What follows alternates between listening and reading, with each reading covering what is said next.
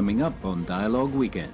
Top diplomats from China and the United States will meet face-to-face next week in Alaska.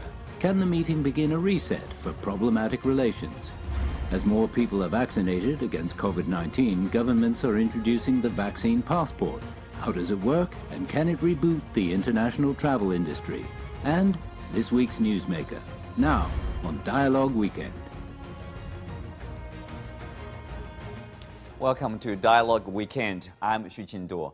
On Friday, the leaders of the United States, Japan, India, and Australia convened the Quadrilateral Security Dialogue, a grouping regarded as an attempt to contain China. What did we learn from the summit? Next week, leading diplomats from China and the U.S. will hold face-to-face talks in Alaska, a first under the Joe Biden presidency. After the announcement, the China-U.S. Semiconductor Industry Association said a working group will be established between Beijing and Washington. So what can we expect from the meeting in Alaska next week? And as the two sides spar over technology, can this new working group somehow promote greater levels of cooperation? To discuss these issues, I'm joined by Rick Denham, former White House correspondent for Business Week, Benoit Hardy-Chartrand, adjunct professor of political science and international affairs at Temple University, Japan, and later on Huang Jing, dean of the Institute for International and Regional Studies at Beijing Language and Culture University. So we'll start with let's say, Rick here. China's leading diplomats, Yang Jiechi and Wang Yi, will hold this high-level strategic dialogue with the U.S. Secretary of State, Antony Blinken, and the National Security Advisor, Jake Sullivan, in Alaska next week. So what do you expect out of this high-level meeting? I expect that they will try to start developing trust, that they will try to show on the American side that they are discussing things in good faith, that they are interested in results and not just rhetoric. I think in terms of the Chinese diplomats, I think that what they will do is they will size up the Americans and see if there is a possibility of dialing back some of the tensions, particularly on trade, but also on other issues. So I really think it is substantive. But the first thing that has to be resumed is trust for any progress to be made down the line. Mm-hmm. Well, Benoit here, is there anything specific you are expecting out of this meeting next week? Well, the meeting, I expect, I think a lot of people who are watching the China-U.S. relationship are waiting with bated breath to see what will come out of this meeting. It's going to be the first substantial meeting between the U.S. and China. And based on what we have heard so far since the beginning of the Biden administration, based on the comments that have been made by many officials in the administration, as well as the responses or the statements that have been made by China, I frankly do not expect to see that much headway being made on a lot of the issues. The tensions that we have seen over the last few years between the U.S. and China are quite structural in nature. There are certain things where certain issues where advances certainly can be made, but the divergences are way too significant to be tamped down in just one meeting. I do agree with the previous guest, however, that we're going to see, I think, greater good faith, especially on the part of the Biden administration, on both sides, really, to try to at least tamp down the rhetoric that we have seen over the last few years, or especially the last, I would say, 2 years towards the end of the Trump administration, which truly was not conducive to a stable management of the bilateral relationship. Mm-hmm. We will come back to that, how substantive this meeting will be. Benoit, if you look at this rhetoric from both sides, on the Chinese side, Foreign Affairs spokesperson basically call it a higher-level senior strategic dialogue. But on the U.S. side, White House spokesperson Jen Psaki and also Secretary Blinken also said it's not a strategic dialogue. Why the differences from both sides, about the nature of the meeting? Yeah, I think that's a great question, and I thought that was a significant difference as well. I think one thing that both sides should try to be working towards is to reestablish stable communication mechanisms. Over the recent period of tensions between the two countries, a lot of the previously frequent meetings or the kinds of mechanisms on a lot of different issues basically we have seen them being breaking down basically. So a lot of high-level meetings became a lot less frequent over the last few years. And so I think if we want to see a more stable management, which I just mentioned, we need to see some kind of strategic dialogue, something where both sides agree to meet on a regular basis. However, as you very rightly pointed out, the way that both sides have portrayed this meeting signifies or seems to indicate different views on the kind of meeting that we're going to see. Importantly, what I find important is that Secretary of State Blinken said that we could not expect for this at this juncture some kind of sustainable dialogue with China before they see, and that's, I'm quoting Blinken here, some kind of substantial progress from China. So based on this rhetoric, it's really not clear to see how frequent, how sustainable, and how stable we're going to see this kind of important dialogue at the highest level. Mm-hmm. Well, Rick, given what we have heard from Benoit and also Secretary Blinken, basically he said that the follow-up meetings will be dependent on whether there will be some tangible progress, some tangible outcome out of next week's meeting over there. I mean, it seems to me like somehow there's a danger that could be a one-off meeting between the two sides, or are they preparing to do something, so-called low-hanging fruit, maybe for resumption of those, the lifting of the restrictions of the journalists or the scholars, or reopening of this consulate, like in Houston and in Chengdu. That's obviously in the interest of both sides. Right. I mean, those are excellent ideas, and that is what you would call low-hanging fruit. I mean, that was tit for tat when the relationship was at its low point. But I covered the White House for 17 years, and you listen to Jen Psaki, you listen to Secretary Blinken. It's what I call lowering expectations. They don't want expectations that things are going to turn around immediately. And so I think that they're lowering the expectations, and that any progress will be viewed as a big plus politically at home in the United States, but also in China. Another issue, Joe Biden is politically vulnerable on China. Republicans continue to call him Beijing Biden for no particular reason. It's the same thing that Donald Trump said during the campaign. And there are some of these Trump Republicans who are just saying he's soft on China. And so I think that Joe Biden needs some sort of tangible progress in the relationship, some sort of tangible concession on the side of China before he can get the political running room to make concessions on the American side. So I think that this is really a question of diplomacy, because China doesn't want to look like it's just giving in unilaterally, but the same thing from the U.S. Even though Joe Biden does not agree with a lot of the Donald Trump foreign policy, he doesn't want to look like he is immediately giving something to China for nothing. Mm-hmm. Huang Jing, welcome to join us here. Given this domestic political pressure faced by the Biden administration, he just can't afford to appear to be soft on China. So for the upcoming meeting, anything specific you are expecting? Yeah, I agree with the previous speaker that Joe Biden and his administration has to be tough, at least appears to be very tough on China. Otherwise, he does not have enough room to maneuver at home. But his dilemma is that Joe Biden and his team is sandwiched by this. If they are too hard on China, especially on specific policies on China, it could be very provocative for the bilateral relationship. And also, one of the major goal for Joe Biden is to, get all the allies together vis-a-vis China. But the American allies, like European countries and Japan, may not want United States to be too tough on China because there are other things have to be taken care of. So as a result, if Joe Biden is not tough enough, according to the opposition at home, he could be, attacked. As the previous speaker says, he would be looks very bad. He would not achieve a lot of policy goals at home without the minimum cooperation from the Republican parties.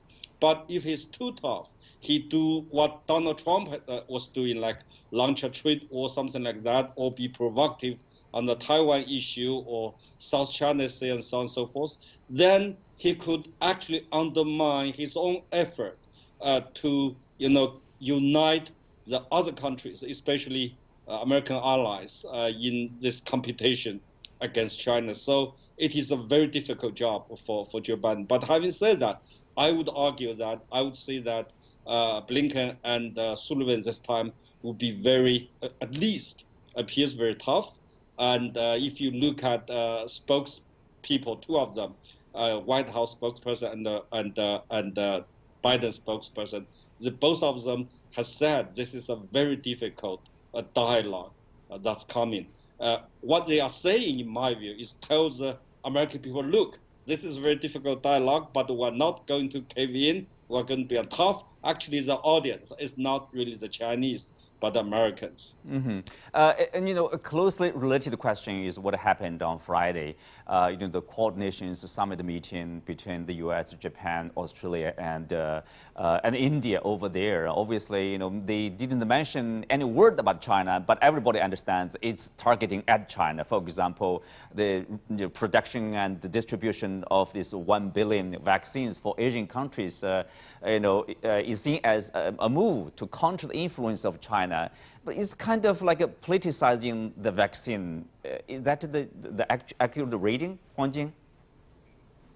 Now, if you really look at the joint statement, the so-called 5-point statement by the Quad, you can see that it looks like they're very united. But each one of them have something they want from China. In other words, they want China to do something for them or with them. Otherwise, they're going to go against China. But the problem is that what they want from China different from each other. And that gave Chinese opportunities to work with Indians, for example, on vaccine and work with others. So I think that, the stance is very united.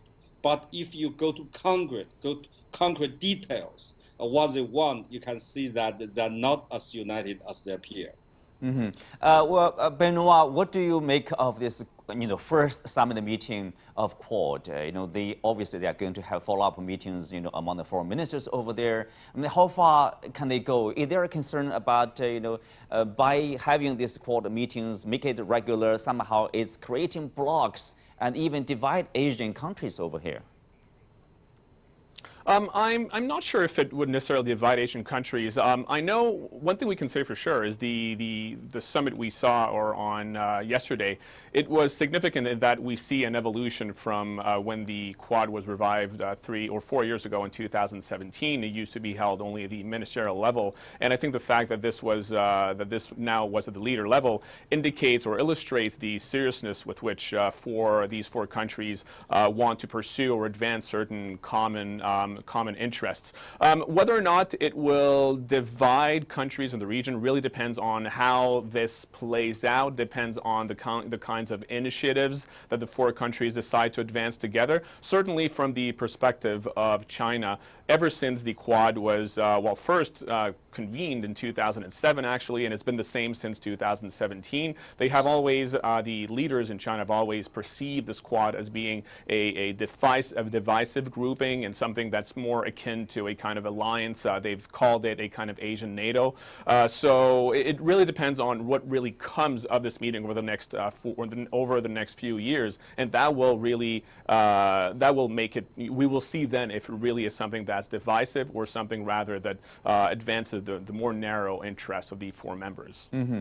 Well, thank you. Now we turn to the latest on COVID-19 in China, as the country launches a digital health certificate for travelers who have been vaccinated. The travel ID, which is also available in paper form, is designed to join other countries issuing similar documents as they look for ways to reopen their economies. Why has China been so quick to introduce a digital health certificate, and what's the significance of having a so-called vaccine passport? So obviously, Huang Jing, this was announced by Foreign Minister Wang Yi on the sidelines of the two sessions on March 7th, and then the next day it went online on WeChat. So tell us, how is it like the Chinese, form Chinese version of health certificate here? I think first and foremost, of course, Chinese leadership realized that this thing is going to happen sooner or later. That is, before the pandemic is under full control, people will have to travel for whatever reasons, travel internationally. So to announce this, Chinese almost, obviously try to occupy the moral high ground. Like China initiates this, China try to gain some, advantage in the upcoming discourse on this. Secondly, China is the number one trading power on earth. As we can see that in the past 1 or 2 years during the pandemic, China's export and import, both of them, has, increased very fast, sometimes even hit the historical high. And China obviously want to take the momentum, continue this momentum, which requires Chinese, first and foremost, to travel abroad to do business. Of course, China, last but not the least, China said China wants to continue this policy of reform and openness. If you want to open, you have to let others come to your country to do business and to see what's going on in China, and also, of course, to end this kind of self-isolation, of course, by the pandemic, so that China can show to the world it's a positive side, it's open. So that's why China want to do this. I think it serves China's interest.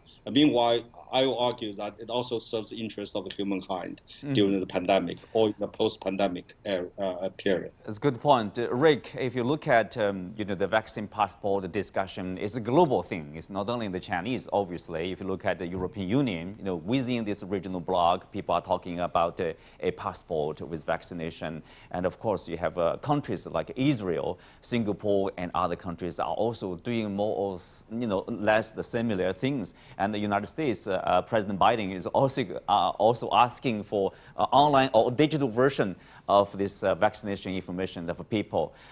So how it will be, conducted? Is it about like bilateral, country to country, or regional grouping, or worldwide?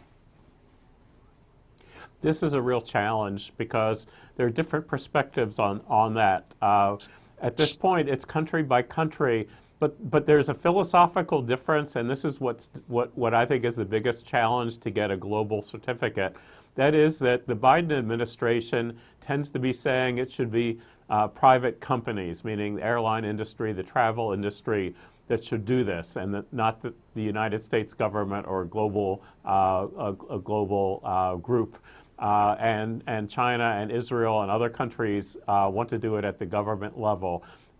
So I do think that there has to be some sort of a compromise. I think there has to be some sort of a meeting. And I have a big interest in this because I have had my first vaccination. I'm looking forward to returning to Beijing, to Tsinghua Daxue, the Global Business Journalism program at Tsinghua University. And so for me, I just want to see it happen so that those of us who are vaccinated, who are safe, can travel, and you can have commerce and you can have people-to-people exchanges begin again. Mm-hmm.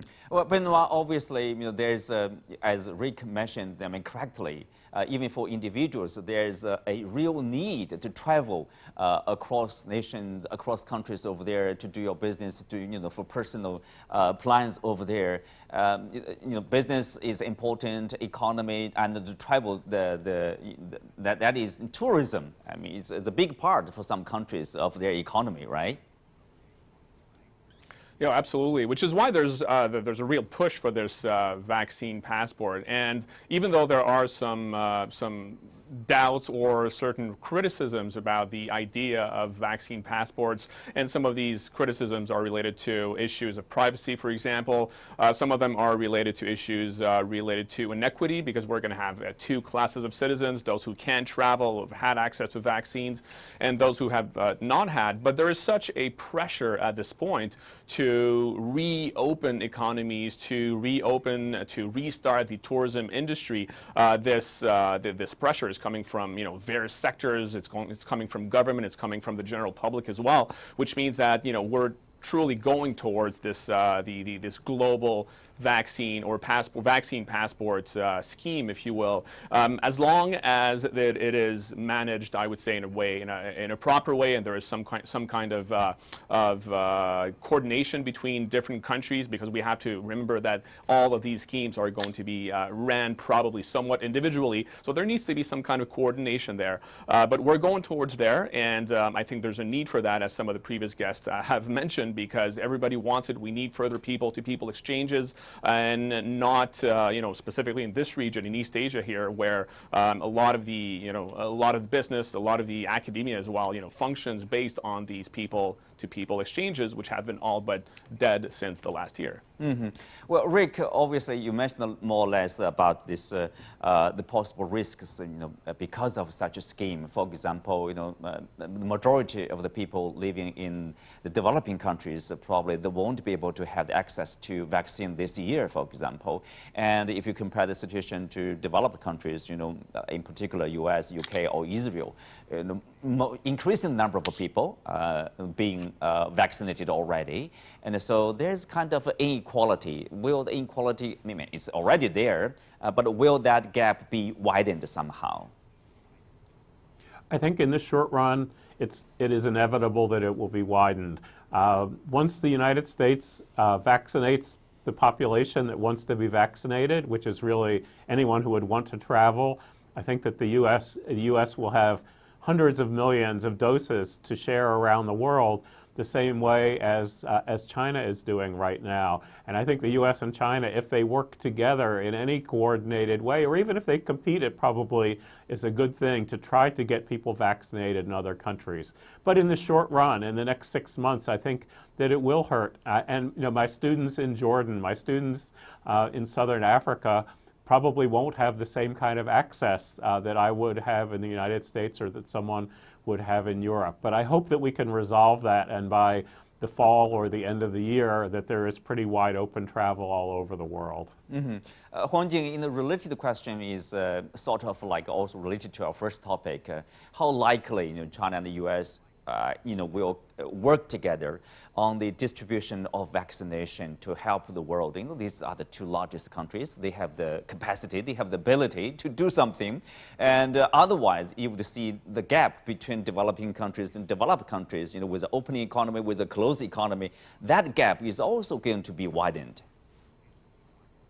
Yeah, I think that actually, if you really look at it, this could be very challenging, because there are a couple of barrels between the United States and China working on this. First and foremost is that both sides have to recognize the other side's vaccine as effective as it can be, because the United States will say, look, my vaccine is better than yours, so I would not let your citizen with your, who had vaccinated in your country come to my country. In other words, both sides has to be equally recognize the other side has an effective vaccine which can fight against the virus first. And second is that I'm afraid maybe some politicians in America would politicize the vaccine issue, and that will make sense even worse. I hope that there will be both have to be rational and take matter as it is, but not to put any political drivers or political factors into this. Last but not the least, of course, is the confidence building. And what if a few people come from United States to China being affected, or vice versa? That will immediately clash this kind of confidence. So I think that even though there is hope there, I still think that there will be some very formidable challenges down the road. Mm-hmm. Well, let's hope for the best. Let's leave it there for now and have a look at this week's Newsmaker.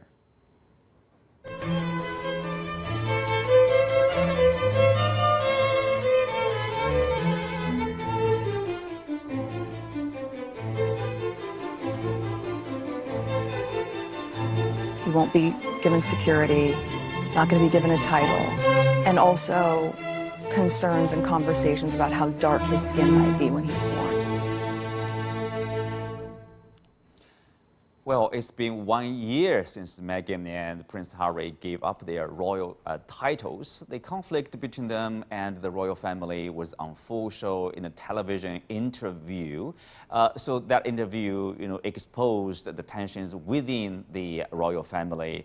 Has the episode also somehow, pointed to a deeper cultural conflict taking place? Rick, what's your take on that? I definitely think there's a deeper cultural conversation taking place with not only the United Kingdom, but the world being much more multicultural. I mean, I come at this from a very American perspective, which is that we declared independence from the king back in 1776. And I don't have much personal use for royal families, whether they're in the UK or the Emperor of China. And so in terms of royalty, if the British want their own throwback to the era of British Empire and white supremacy, that's their decision. But I think that some of the issues of diversity and racism are issues that are important in all of society today, and we might as well use this as a dialogue to continue that discussion. Mm-hmm. Benoit, obviously, you have probably more or less connected with the Queen, the royal family, as a Canadian citizen, and also you have some experience living in Japan. There's emperor over there, but there's some serious issue here. Racism. So Prince William responded by saying, we are very much not a racist family. Is there any racism inside the royal family? Well, the reality is nobody really knows. The statement that has been released by the royal family after the interview given by Harry and Meghan, I think was a pretty good statement. It was a very short statement, but it was the kind of necessary, sober statement that was needed at that juncture. Now, whether or not there is racism within the family, if we are to believe Meghan, there certainly is some racism. It is a very traditional family.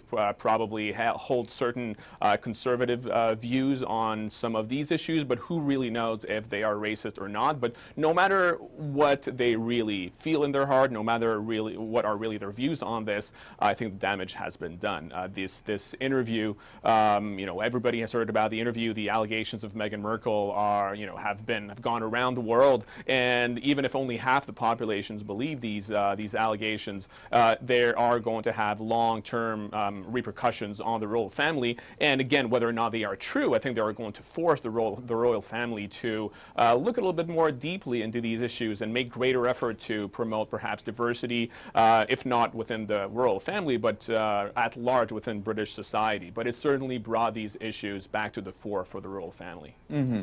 Well, if you look at the existence of the royal family, there is a survey conducted late last year by YouGov.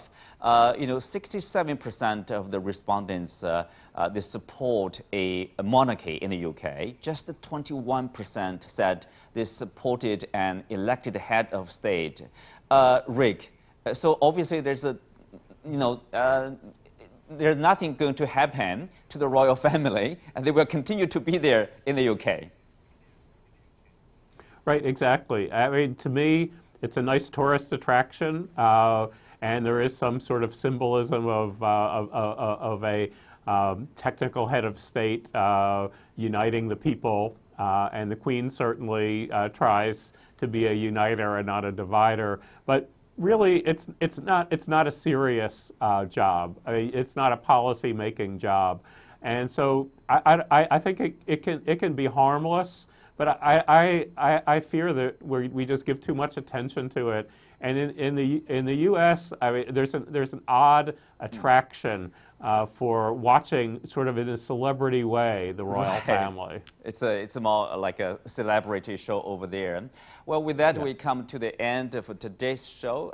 Many thanks to our guests. You can also watch us on the CGTN app or on YouTube. I'm Xu Qinduo. You can find me on Twitter at Xu Qinduo in one word. Thanks for watching. See you next week.